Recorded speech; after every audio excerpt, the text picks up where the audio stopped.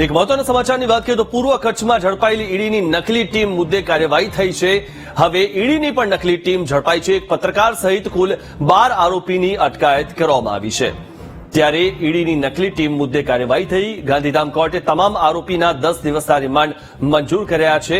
અત્યાર સુધી ઘણું બધું નકલી સામે આવ્યું છે, નકલી પોલીસ સામે આવી છે. હવે ઈડીની નકલી ટીમ પણ સામે આવી છે. ત્યારે ગાંધીધામ સ્થિત રાધિકા જ્વેલર્સમાં રિકન્સ્ટ્રક્શન કરવામાં આવ્યું અને આરોપીઓના 10 દિવસના રિમાન્ડ મંજૂર કરવામાં આવે છે. નકલી ઈડીએ પાડેલી રેડના પુરાવા પણ સામે આવ્યા છે. એક ફિલ્મ આવી હતી અક્ષય કુમારની અને તેના જેવી જ ઘટના અહીંયા બની છે. નકલી ઈડીની ટીમે જ્વેલર્સના ઘરે રેડ પાડીને શૂટિંગ કર્યું હતું.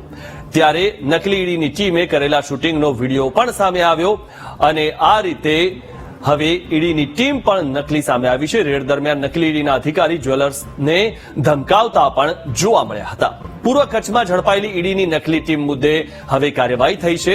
ઉલ્લેખનીય છે કે જે ફિલ્મ આવી હતી સ્પેશિયલ 26 એના જેવી જ ઘટના હવે અહીંયા થઈ છે અને આરોપીઓના 10 દિવસના રિમાન્ડ મંજૂર થયા છે. જે રીતે ફિલ્મમાં ઈડીના અધિકારીઓ બન્યા હતા અને લોકોને છેતરતા હતા, તે જ પ્રકારે આ લોકોને છેતરતા હતા.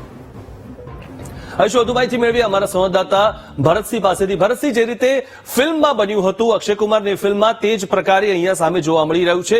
10 લોકો પકડાયા છે. શું વધુ માહિતી?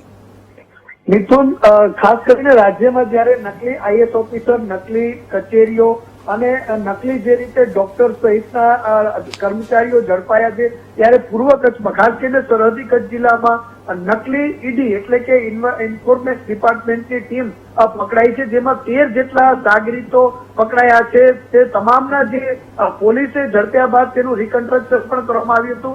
ગાંધીધામ સ્થિત એક જ્વેલર્સની દુકાનમાં ઈડીની ટીમે એટલે કે નકલી ઈડીની ટીમે પોતાના અસલી સાગરીતો સાથે રેડ કરી હતી. ત્યારબાદ જ્વેલર્સના ઘરે પણ તેમણે રેડ કરી હતી. જે સમગ્ર ઘટનાનો વિડીયોગ્રાફી પણ નકલી ઈડીના અધિકારીઓએ કર્યો હતો, નકલી ઈડીની ટીમે કર્યો હતો. તે પણ પોલીસને હાલ સામે આવી રહ્યા છે. જે દ્રશ્યોમાં પણ જોઈ રહ્યા છો કે નકલી ઈડીના જે સાગરીતો છે એટલે કે આરોપીઓ છે, તે કેવી રીતે જ્વેલર્સને ધમકાવી રહ્યા છે કે જાણે કોઈ સાચા અધિકારી આ જ્વેલર્સને ધમકાવતા હોય તે પ્રકારના જે દ્રશ્યો સામે આવી રહ્યા છે. એટલે કે એક તબક્કે જે મૂવીને એટલે કે અક્ષય કુમારની જે સ્પેશિયલ 26 મૂવી હતી તેને ટક્કર આપે તે પ્રકારના દ્રશ્યો હાલ અહીંયા સામે આવી રહ્યા છે. હાલ તો પૂર્વ કચ્છ પોલીસ દ્વારા એક પત્રકાર સહિત 13 લોકોને હાલ ઝડપી પાડ્યા છે, જેમાં 6 લોકો કચ્છના છે અને 7 લોકો અમદાવાદના છે. તે તમામને ઝડપી પાડીને વધુ તપાસ હાથ ધરવામાં આવી છે. કેમ કે છેલ્લા જો સરહદી જિલ્લામાં આ પ્રકારની જો ઘટના બનતી હોય તો આ ટીમે અન્ય કેટલી જગ્યાએ આ પ્રકારની રેડ કરી